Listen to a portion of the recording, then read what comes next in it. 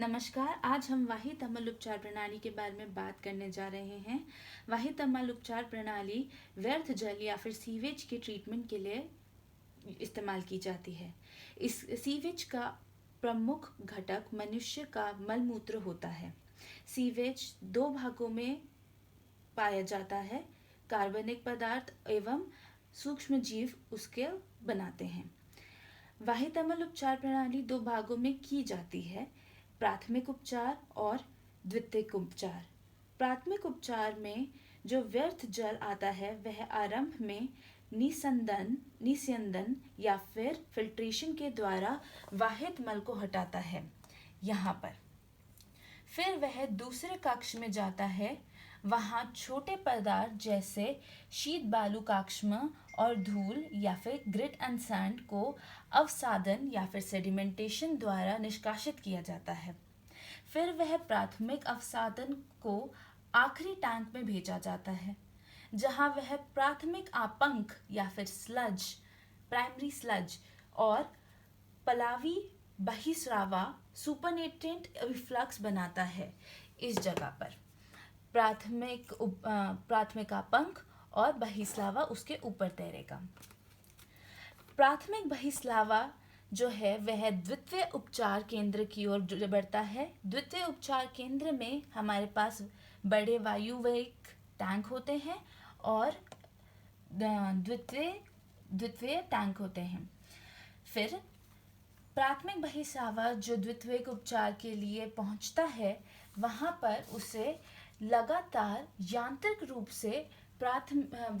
रूप से उछाला और हिलाया जाता है। यहाँ पर वायु भी उसमें पंप करी जाती है। यह इसके लिए लाभदायक होता है क्योंकि वह वायुवीय सूक्ष्म जीवों को ऊणक के निर्माण की ओर बढ़ाता है। ऊणक जो होता है वह कवकीय तंतुओं से जुड़े जीवाणु जाली जैसे संचारण की ओर झुंड संचार करता है, की संरचना करता है। जब इस प्रोसेस में वृद्धि होती है, उस दौरान सूक्ष्म जीव बहिस्रावा में उपस्थित कार्बनिक पदार्थों को प्रमुख भागों को कंपन करते हैं। इस कारण जो हमारा बायोकेमिकल ऑक्सीजन डिमांड होता है उसका स्तर नीचे गिरता है। बायोकेमिकल ऑक्सीजन डिमांड का स्तर अगर ऊंचा रहे तो हम उससे पानी में नहीं बहा सकते। इसलिए स्लज का बायोकेमिकल ऑक्सीजन डिमांड या बीओडी नीचे स्तर पर होना चाहिए। तब वह द्वितीय अवसादन टैंक में भेजा जाता है या फिर सेकेंड सेडिमेंटेशन टैंक में भेजा जाता है। यहाँ यह संक्रियत आंपंक कहलाता है या फिर एक्टिवेटेड स्लज कहलाता है। जो ऊपर का इफ्लक्स होता है वह साफ वेस्ट की तरह रिवर या फिर नदियों में बहा दिया जाता है। जो हमारे पास संक्रियक आपंक होता है वह छोटे भाग में थोड़ा सा वापस वायविक टैंक में भेजा जाता है ताकि वह प्रणाली को दोबारा से शुरू कर सके। बाकी का संक्रियक आपंक हमारे डाइजेस्टर टैंक या फिर अव्यवीय आपंक संपादचित्र में भेजा जाता है, जिसे हम लोग एनारोबिक स्लज डाइजेस्टर भी कहते हैं। इसके नाम से हमें पता चलता है जो